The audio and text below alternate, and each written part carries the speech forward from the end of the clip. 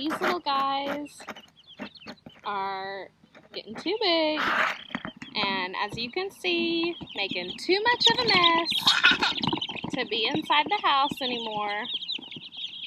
They've been in the master bathtub, being very spoiled, but they're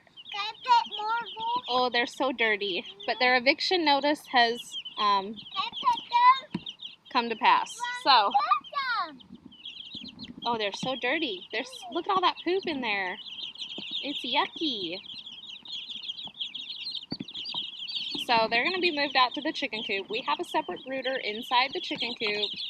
The heat lamp will still be on at night. It's plenty warm out here during the day for them, and especially inside the coop. It's going to be at least 80 degrees in there. So I'm not too worried about during the day. And temperatures at night don't concern me too much, especially if we have a light on. So, I mean, most of them are getting their feathers. If we were in Washington, there's no way I'd be putting them outside at this point, but it's so warm here, and I just can't handle the chick smell in my bathroom anymore. So, and I'm sure that the kids want us out of their bathroom. So, Mom and Dad get their bathroom back. The chicks get to live with the rooster, Danny, who we brought all the way from Washington because he was attacked by our dog like a day or two before we were scheduled to move. So we felt really bad and wanted to make sure he was taken care of. So he got a front row passenger seat ride all the way from Washington to Florida. He rode with me in my car in a box next to the rabbit in a box. Needless to say, my car smelled like a farm by the time I drove all the way across country, but I'm happy to have the chicken and the rabbit with us. And I know Danny, our little Roo, who had his near-death experience, he's thrilled to be having all these fine ladies join him in the coop. So it'll be fun. There's still a few breeds in here that I'm unsure of. Not too many. I believe I have identified, like, I think these are buttercups, these little guys right here. I got a couple of Easter eggers. Where's this little one right here, I believe, is my Americana, because she's got those cute little cheeks, if she'll show them off, cute little cheeks. There's a few, and over here, this is my Sumatra, so this one will be all black. Cute little girl. Yeah, so it'll be fun to watch them grow and see the different colors come out in them. My little Egyptian Fayumi that had a near-death experience, this little one right here. So we went out to dinner one night. I came home. I found this one submerged in the water, the little chick waterer. He wasn't moving around, or she wasn't moving around. Eyes were shut, just was not moving.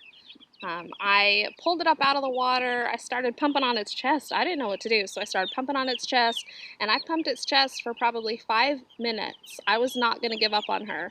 All of a sudden, she like jerked her limbs, and she would move her legs a little bit. After that point, I kind of coddled her in a towel to get her warm, put the hair dryer on her. About an hour after I found her submerged in that water and kind of lifeless, she opened her eyes. And I didn't think she'd make it. I really didn't. But here she is, alive, and she's my little Egyptian Fayumi. I love these little sweet chicks. So we've named her Marvel because Marvel means miracle. So she's Marvel. Noah calls her Marvelous, but she's my little miracle chick. Can't believe she came back. I just felt so bad. But I think what had happened is she got up in the water and she was so much smaller than the other chicks. She's still a little bit smaller than them, but she was so much smaller than them. I think they just kind of trampled her, and she couldn't get out. So she's still with us. That one tried to jailbreak. And that's the problem we're running into right now, is now they have been mastering the art of jumping out of the bathtub, which we can't have. So that's the main reason, besides the smell and the lack of me having my master bathroom. That's the main reason they're getting evicted.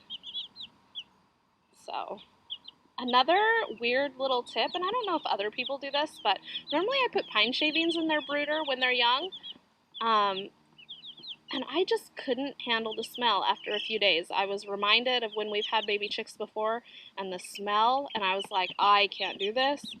So the thought came to me, puppy pads. So we went and bought a package of puppy pads, and I will tell you what, if you change those every day, there is zero smell, way less mess. If I ever get baby chicks again, I am going to use puppy pads in the brooder. Now, you have to change them every day. I just lined the bottom of the bathtub with these puppy pads, put their water and their little feeder on top. Zero problems. They worked so well. Smelled way less than the pine shavings did. So that was new for us this time. But you can just see how much these things are crapping. I couldn't handle it anymore. They've got to go. They're getting big. Most of them have all their feathers. And they're getting so loud. There's one chick in here, and I don't know which one it is, but one of them, like, sings. And Eric pointed it out to me. He's like, do you hear that? Like, one of them is, like, singing like a nightingale or something. And I thought he was being crazy. And then one day I heard it, and I was like, my goodness, we have a singer in this bunch who likes to keep us up, at least me, up at night, because I can hear him. But we got a good mix. This is the mix. We ordered 25 rare breeds. I made sure I paid extra for my Americana because I wanted to ensure I got her in my package. And then I paid extra for my little sweet Marvel, who gave me a scare, but she's still here. So sweet. Daddy's walking around, so they just got really quiet and perked up because they're on alert. Look how quiet they just got.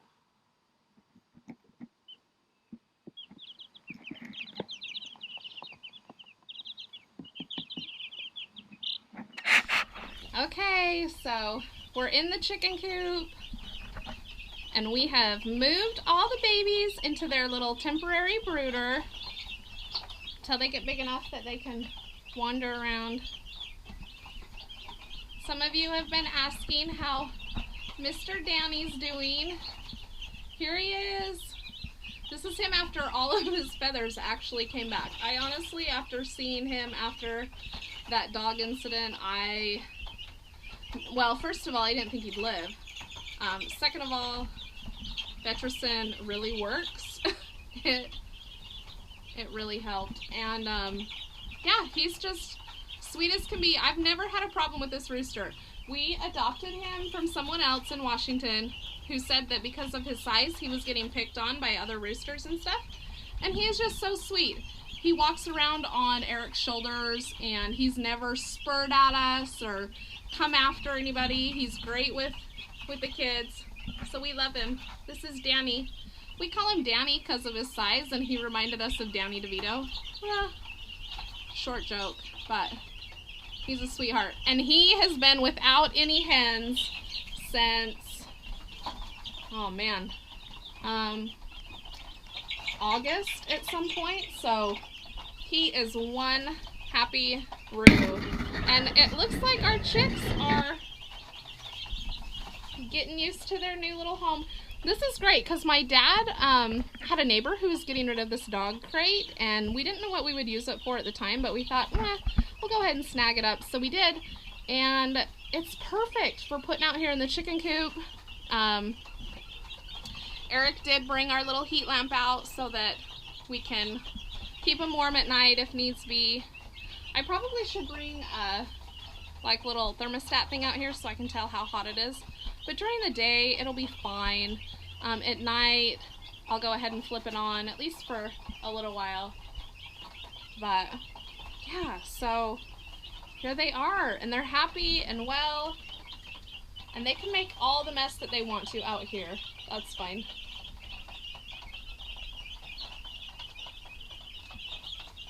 Look at all the baby chicks! Cheeky baby